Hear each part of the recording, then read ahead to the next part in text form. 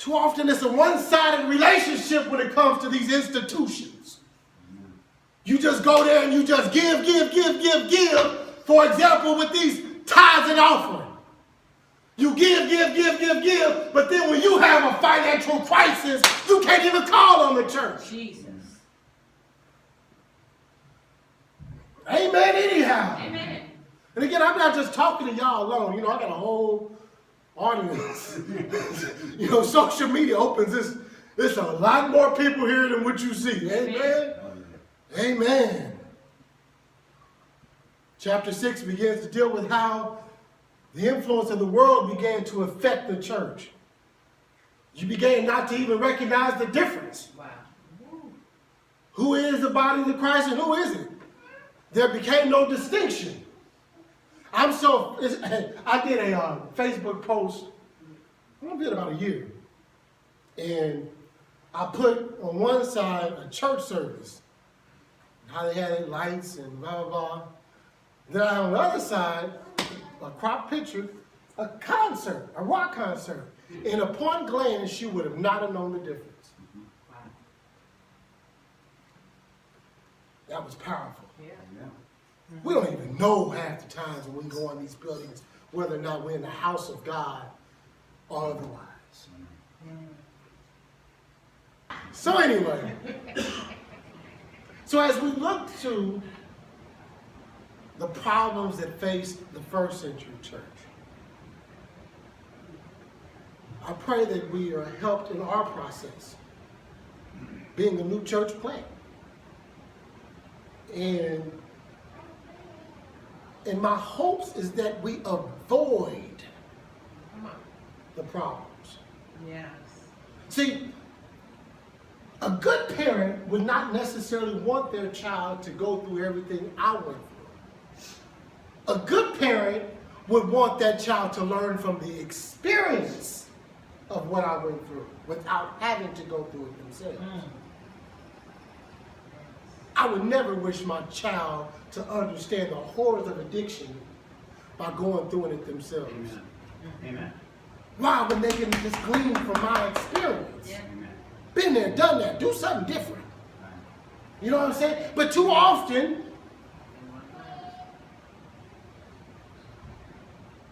we don't take the time to glean from the experiences of others.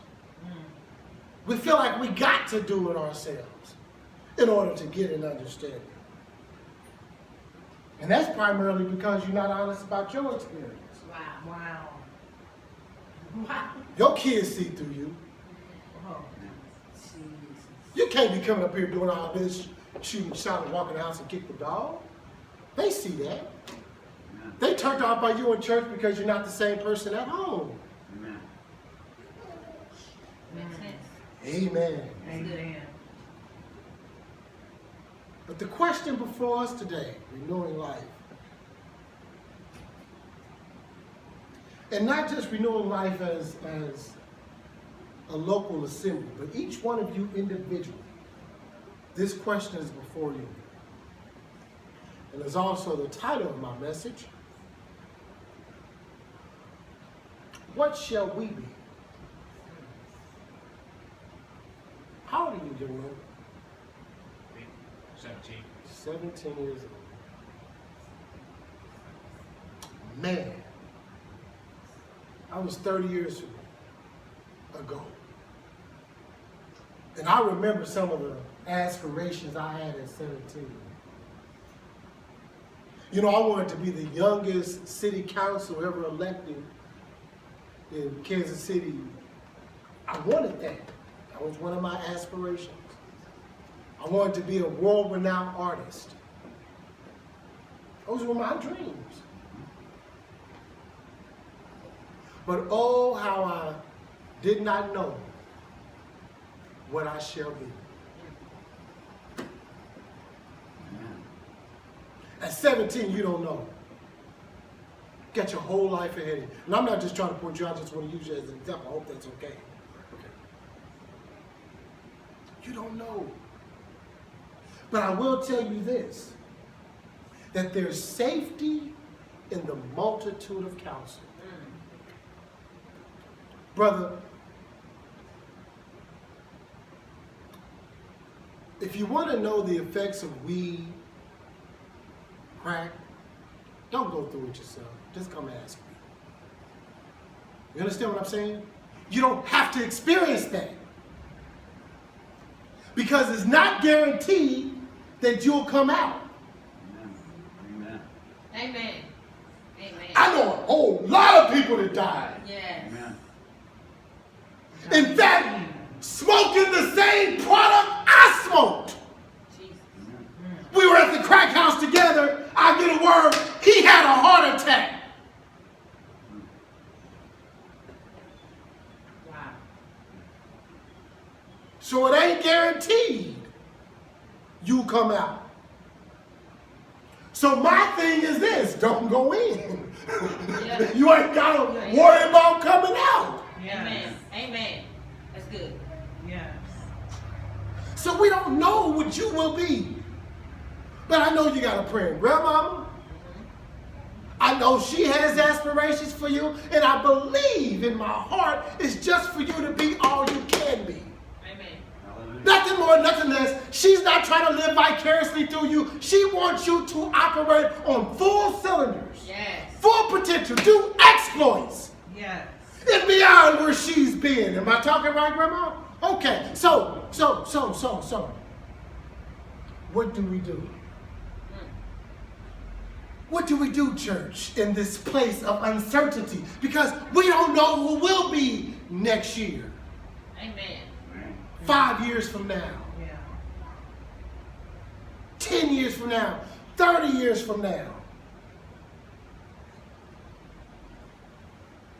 But we have a right to define. Yes. You have a right to define your life for you. Wow. Amen. God gave it to you. I didn't. So it's up to you to define it.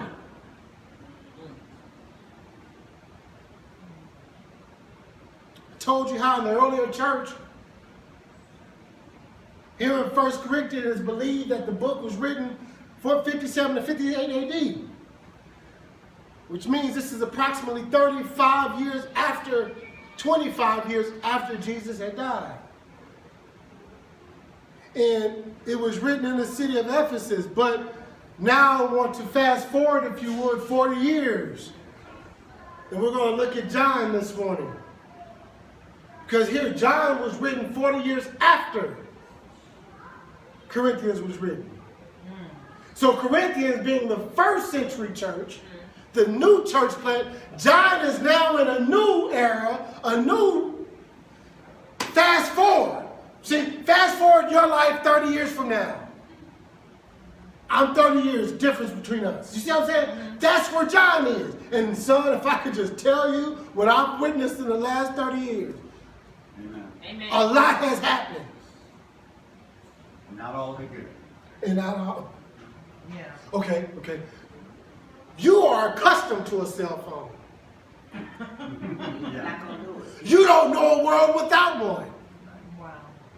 You are accustomed to having a TV in every room of your house. You don't understand a world without one. You are accustomed to every time you open that refrigerator, food is at your disposal. Amen. You don't know a world without it. But let me tell you about the last 30 years of my life. We didn't have cell phones Right. when I was little. We didn't have flat screen TVs that you can carry with your one hand, 55 inches big. We had tubes, 25 inches weighed 20 pounds. Come on. We didn't have that, which had TV in it?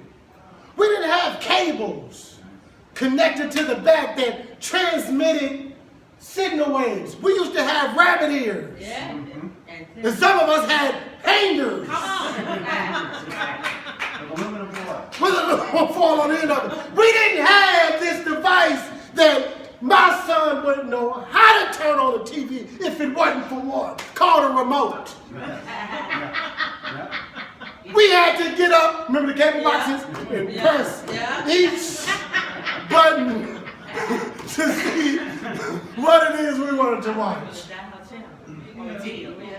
Now, I'm just saying that, but I'm telling you what has happened between the generations, how so much has changed, and that what you are accustomed to is an exploit to us. It's unfathomed. Like it's like wow. Yeah. I don't have to wait till you come over to talk to you. I can send you an email.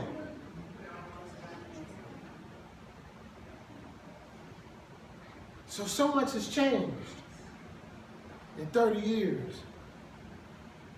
Well, y'all, so much had changed from 1 Corinthians to John. 1 John. It's a 40-year span there. And where John was dealing with, or where Corinthians was dealing with the matter regarding a particular church plant, Come on. John deals with the matter dealing with a variation of church plants. Yes. Because right now, you have a lot more than that one. Yes. It's a bunch of them now.